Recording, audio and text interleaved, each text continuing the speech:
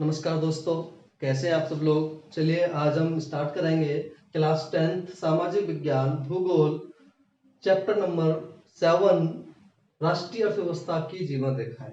इससे पहले हम 6 चैप्टर कर चुके हैं, विद क्वेश्चन आंसर आपको मिल चुके हैं। आज हम समझने की कोशिश करेंगे एक शॉर्ट वीडियो में, उसके बाद हम इसको क्लास में जब जाएंगे तब उसको समझाएंगे बेहतर। तो अभी हम देखेंगे, थोड़ा सा देखेंगे और किस तरह से इसको व्यवस्थित किया गया है। चैप्टर का जो नाम था वो आपको समझ में आ गया होगा, राष्ट्रीय अर्थव्यवस्था की जीवन रेखाएं। तो क्या महत्व है हमारे अर्थव्यवस्था में परिवहन व संचार का। क्या हम कह सकते हैं कि अर्थव्यवस्था के लिए जो परिवहन संचार है वो रीढ़ की हड्डी साबित हुई है आज के समय में। तो चलिए हम शुरू करते हैं। आज देखते हैं कि हमारे प्रतिदिन जीवन में सेवाओं की उपलब्धता रहती है, कुछ ना कुछ हम करते रहते हैं।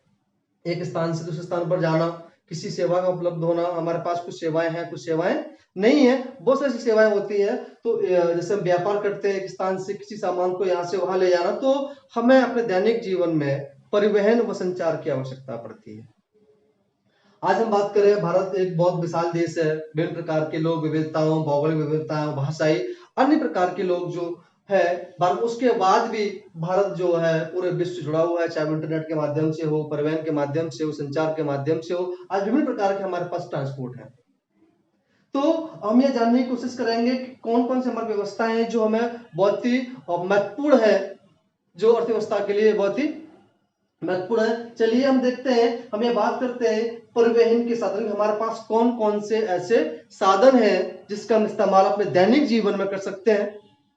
चलिए अगर हम देखते हैं तो परिवहन व्यवस्था को जो है 3 भागों में बांटा गया है। एक आपका है स्थल परिवहन, दूसरा आपका आता है जल परिवहन और तीसरा आपका आता है वायु परिवहन। ये हमारे लिए 3 जो ट्रांसपोर्ट है, ये 3 जो ट्रांसपोर्ट है बहुत ही महत्वपूर्ण है।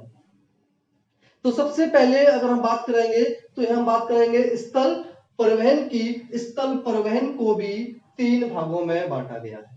पहला आपका आता है सड़क परिवहन, दूसरा आपका आता है रेल परिवहन, तीसरा आपका आता है पाइपलाइन परिवहन। यानी कि स्थल परिवहन में भी 3 आपके ट्रांसपोर्ट है। पहला आपका स्थल सड़क परिवहन, रेल परिवहन और पाइपलाइन परिवहन। वही आपका आता है जल परिवहन में 2 प्रकार बांटा गया है, आंतरिक जल परिवहन, दूसरा है समुद्री जल परिवहन। वायु परिवहन को 2 भागों में बांटा गया है। एक आपका आता है घरेलू विमान सेवा, दूसरा अंतरराष्ट्रीय विमान सेवा। और घरेलू विमान सेवा को 2 भागों में बांटा गया है, सार्वजनिक प्राधिकरण, निजी विमान सेवा। फिर आपका आता है 3 पॉइंट आपके और आते हैं, संचार सेवा, अगला है अंतरराष्ट्रीय व्यापार सेवा और तीसरा है पर्यटन। यानी कि इस चैप्टर में हम पूरे के पूरे चैप्टर में इन चीजों के बारे में अध्ययन करेंगे और कितना महत्वपूर्ण है हमारी अर्थव्यवस्था के लिए ये हम जानेंगे।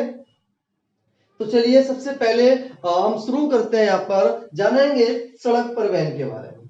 अगर हम आज बात करें इतने बड़े भारत देश में, विशाल देश में, यानी कि 56 लाख किलोमीटर लंबी सड़कें हैं और सड़क परिवहन को कई भागों में डिवाइड किया गया है। कौन कौन से हमारे पास सड़कें हैं हम जानने की कोशिश करते हैं। पहला जो पॉइंट आपका आता है वो आपका स्वर्णिम चतुर्भुज राजमार्ग, दूसरा आपका आता है राष्ट्रीय राजमार्ग, तीसरा आपका आता है राज्य राजमार्ग, चौथा जिला राजमार्ग, पांचवा अन्य सड़कें और छठवां आपका जाता है सीमांत सड़कें। तो इसके बारे में अभी जानने की कोशिश करेंगे। अगर हम यह तुलना करें सड़क परिवहन और रेल परिवहन से, यानी कि रेल परिवहन से पहले हमारे यहाँ पर सड़क परिवहन व्यवस्था थी, आवागमन के लिए, व्यापार करने के लिए, यानी कि एक राज्य से दूसरे राज्य में, एक जिले से दूसरे जिले में जाने के लिए हमारे पास सड़क परिवहन व्यवस्था थी। हम देखते हैं कि रेल परिवहन की अपेक्षा सड़क परिवहन अधिक महत्वपूर्ण साबित होता है इस समय, इसलिए क्योंकि रेल की अपेक्षा सड़क बनाने में लागत कम आती है और जो सड़क परिवहन व्यवस्था है, सड़कें हैं, वो दुर्गम क्षेत्रों में, रेतीले क्षेत्रों में या पहाड़ी क्षेत्रों में कहीं पर भी बनाई जा सकती है। इसकी सेवा डोर टू डोर हम दे सकते हैं। सड़कों से गांव तक जुड़ जा सकते हैं, गांव से शहर तक जा सकते हैं। जो रेल जो है वो केवल आपको मुख्य स्थानों तक जोड़ती है। हालांकि आज के समय में ऐसा नहीं है, लेकिन फिर भी कहीं कहीं पहाड़ी क्षेत्रों में चलाई गई है, दुर्गम क्षेत्रों में भी। लेकिन जिस तरह से सड़क परिवहन व्यवस्था व्यवस्थित की गई है तो अधिक महत्वपूर्ण हो जाती है रेल की अपेक्षा। चलिए बात करते हैं। पहला पॉइंट आपका आता है स्वर्णिम चतुर्भुज महामार्ग। इसका एक उद्देश्य जो हमारे देश में जो मेगा सिटी है उनको जोड़ने की व्यवस्था की गई है, और इसका रखरखाव जो है राष्ट्रीय राजमार्ग प्राधिकरण के अंतर्गत आता है। इसमें कई सारे ऐसे कॉरिडोर बनाए गए हैं, जैसे दिल्ली, मुंबई, कोलकाता, एक अभी कुछ दो प्रस्तावित है। ठीक है, तो जैसे सिलचर से गुजरात के लिए प्रस्तावित है अभी। तो ये जो इसकी व्यवस्था है कि जो मेगा सिटी को जोड़ने की व्यवस्था की गई है। दूसरा आपका आता है राष्ट्रीय राजमार्ग, यानी कि इसका एक उद्देश्य होता है कि दूरस्थ स्थानों को जोड़ने के लिए, यानी कि दूर दूर क्षेत्र है उनको जोड़ने के लिए इसकी व्यवस्था की गई है। और इसके रखरखाव का जो उद्देश्य है वो CPWD यानी कि केंद्रीय लोक निर्माण विभाग द्वारा किया गया है। जैसे इसमें एक ऐतिहासिक मार्ग है NH1, जो प्राचीन काल में या कहें कि मध्यकालीन व्यवस्था में इसको यानी शेरशाह सूरी ने के द्वारा बनवाया गया था, जिसका NH1। तीसरा आपका आता है राज्य राजमार्ग, यानी कि राजधानियों को जिला मुख्यालय से जोड़ने के लिए इनकी व्यवस्था की गई है, जिसका रखरखाव आता है लोक निर्माण विभाग के अंतर्गत आता है, यानी कि ताकि आपस में ये शहर जुड़ सके। दूसरा अगला आपका आता है जिला मार्ग, यानी कि जो छोटी सड़कें हैं जिला प्रशासनिक क्षेत्रों को जोड़ने के लिए जिला मार्ग सड़कों की व्यवस्था की गई, जिसका रखरखाव जिला परिषद के अंतर्गत आता है। जिला परिषद के अंतर्गत आता है। दूसरा आपका आता है अन्य सड़कें। ऐसी बहुत सी सड़कें हैं जो गांव से गांव को जोड़ती हैं, गांव से शहर को जोड़ रही है, शहर को गांव से। तो इस तरह व्यवस्था की गई है ताकि ऐसा जाल बिछाया गया है ताकि कोई भी ऐसी जगह छूटे जहां परिवहन व्यवस्था न किया सके या कोई भी चीज वहां ना जा सके। कुछ सीमांत सड़कें हैं जिसका संगठन बनाया गया 1960 के अंदर बनाया गया, जिसका मुख्यालय नई दिल्ली में है। तो कई चीजें सड़कें इसके अंदर आती हैं जो अनेक लोगों गांव से गांव, शहर से शहर या किसी अन्य शहर को जोड़ते हैं। और ये भी महत्वपूर्ण हो जाता है कि अगर हम व्यापार करते हैं तो हमारे पास इस तरह के साधन होते हैं जिससे कि हम किसी भी वस्तु का आदान प्रदान आसानी से कर सके। वहीं हम बात करते हैं रेल व्यवस्था की बात करते हैं, यानी कि रेल जो है व्यवस्था है, यानी कि 150 लगभग 150 साल से ये देश को सेवा दे रही है। यानी कि रेल जो व्यवस्था है यहाँ पर देखेंगे तो बड़े लंबी दूरी के लिए, जल्दी जाने के लिए, या हम कहें कि तीर्थ यात्रा, व्यापार, माल ढोने के लिए इसका बहुत अच्छा व्यवस्था की गई है ताकि हम इसको जल्दी से जल्दी उस स्थानों पर पहुंचा सके और वहां सड़क के माध्यम से वो उसका सप्लाई हो सके। तो अगर हम बात करें आज के समय में रेल भी एक महत्वपूर्ण साधन है, थोड़ा सा महंगा है लेकिन बहुत महत्वपूर्ण साधन हमारे लिए है। और शॉर्ट में पढ़ते हैं। वही बात करते हैं हम पाइपलाइन की। अगर हम बात करें कि कुछ समय पहले पाइपलाइन का प्रयोग केवल पानी के लिए किया जाता था, और आज के समय हम देखेंगे तो पाइपलाइन के माध्यम से हम देखें तो आज ये व्यवस्था पेट्रोल, रसायन ठोस पदार्थों को पिलाकर पाइप के माध्यम से इसको लिया जाता है, चाहे वो पेट्रोल हो, डीजल हो, पानी हो, कुछ भी ऐसी बहुत सारी व्यवस्थाएं हैं जो पाइपलाइन के माध्यम से भारत में ले जाती है। तो ये भी हमारे लिए बहुत महत्वपूर्ण परिवहन हो जाता है। वही बात करते हैं जल परिवहन, सबसे सस्ता परिवहन है। जल परिवहन की बात करते प्राचीन काल से ही नौका के माध्यम से, नावों के माध्यम से हमारे यहाँ व्यापार दूसरे देश से या कहें कि राज्यों में भी इसका व्यापार होता रहा है। चलिए इसको भी दो भागों में बांटा गया है। पहला आपका जाता है अंतरराष्ट्रीय आंतरिक जल परिवहन, दूसरा आपका होता है समुद्री जल परिवहन।